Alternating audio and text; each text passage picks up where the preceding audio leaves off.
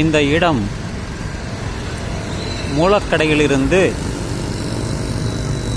செங்குன்றம், மாதவரம், கோயம்பேடு அதற்கு அப்பாலும் செல்லக்கூடிய சாலைதான். இங்கே ஒரு பெட்ரோல் நிலையம் இருக்கிறது, பாரத் பெட்ரோலியம். அதன் அருகாமையில்தான் நான் இருக்கிறேன். நடைப்பயிற்சிக்காக வந்தேன்.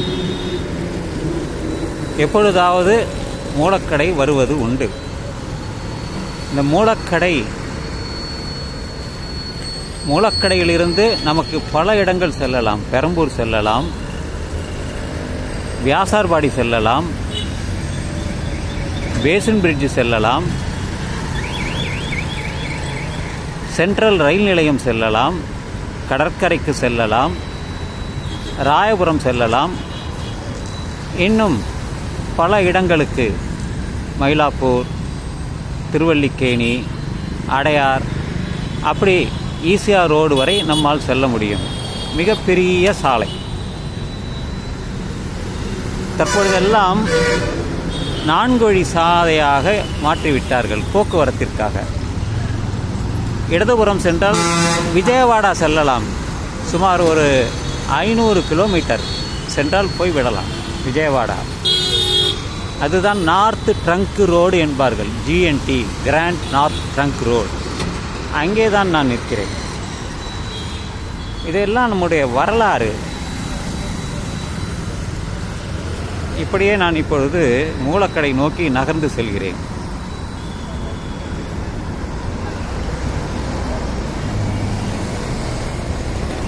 திருவள்ளுவர் 2000 ஆண்டுகளுக்கு முன்பு 1330 பாடல்களை அறம், பொருள், இன்பம் என்று 3ஆக பிரித்து அவர் எழுதியுள்ளார். அறம் நம் செய்யக்கூடிய காரியங்களை தர்ம வழியில், நேர்மையான வழியில் செய்வது, அதை வைத்து பொருள் ஈட்டுவது. அந்த இரண்டையும் வைத்துக்கொண்டு ஒரு இனிய வாழ்க்கையை நடத்த வேண்டியது. இதுதான் அந்த பாலம், பைபாஸ் பாலம். மூலக்கடையிலிருந்து அது பிரிந்து வரக்கூடிய பாலம்.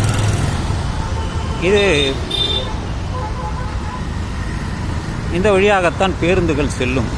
2 புறமும் செல்ல முடியும். அவர் எல்லாவற்றையும் சொல்லிவிட்டு ஒரு முக்கியமான ஊழ்வினை பற்றியும் சொல்லியுள்ளார், முயற்சியை பற்றியும் சொல்லியுள்ளார். நான் இப்பொழுது முயற்சியை பற்றி தான் சொல்லப்போகிறேன். ஒரே ஒரு பாடல், முயற்சி உடையார் இகழ்ச்சி அடையார். அது மட்டுமல்ல, தெய்வத்தால் ஆகாதெனினும் முயற்சி தன் மெய்வருத்த கூலி தரும். இது போல பல காணொளிகளை இந்த முயற்சியை வைத்தே செய்துள்ளேன். இதை மேலும் தொடர்கிறது. ஏன் தொடர்கிறது என்றால், தெய்வத்தால் ஆகாதெனினும் முயற்சிதன் மெய்வருத்த கூலி தரும். அவர்கள் எந்த தெய்வத்தை குறிக்கிறார்கள்? எனக்கு என்னுடைய பழைய ஞாபகம் வருகிறது. என்னுடைய கிராமம் மயிலாடுதுறையிலிருந்து ஒரு 5 கிலோமீட்டர் சென்றால் என்னுடைய கிராமம். அப்பொழுது என் தாய் தந்தையரிடம் கேட்பேன், குலதெய்வம் யார் என்று. மனோன்மணி அம்மா அவர்கள்தான் குலதெய்வம் என்று சொன்னார்கள். 7 கன்னிகளை வைத்து, கல்தான், செங்கல் தான், அதை வைத்து வணங்கினார்கள். தற்பொழுது சிலைகளை வைத்து எனது அண்ணன் உருவாக்கியுள்ளார். அதை பூஜையெல்லாம் ஆளை வைத்து செய்கிறார். அப்படி என்றால் குலதெய்வம் என்பது ஒரு குளம், நாம் சொல்லக்கூடிய தண்ணீர் இருக்கக்கூடிய அல்ல வற்றக்கூடிய குளம் அல்ல, வழிவழியாக வந்த இந்த மனித குலம்தான்.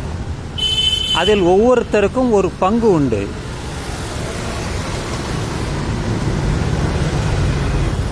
அப்படி என்றால் அவர்கள் வழி வழியாக அந்த மூதாதையர், எந்த மூதாதையர்கள் அவர்களுக்கு உதவி செய்தார்களோ, அந்த ஒரு பாரம்பரியத்தை உருவாக்கினார்களோ, அவர்கள்தான் குலதெய்வம்.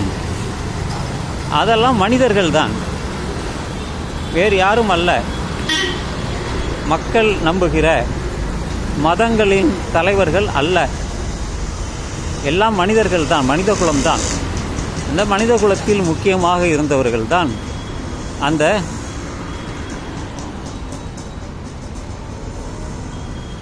குலதெய்வம். பல தெய்வங்கள் இருக்கிறது, ஒவ்வொருத்தருக்கும் ஒவ்வொரு விதமான தெய்வம் உண்டு.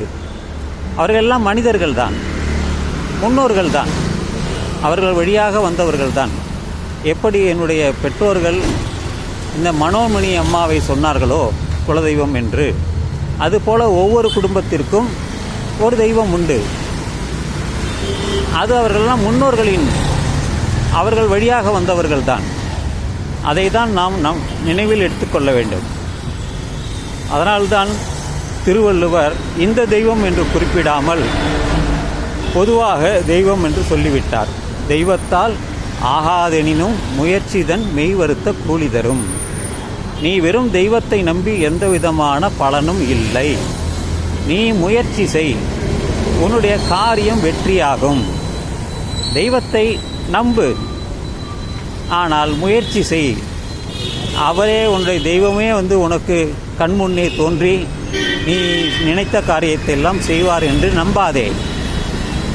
ஆனால் முயற்சி செய், உன்னுடைய முயற்சி வெற்றியை தரும் என்பதுதான் அதனுடைய கருத்து.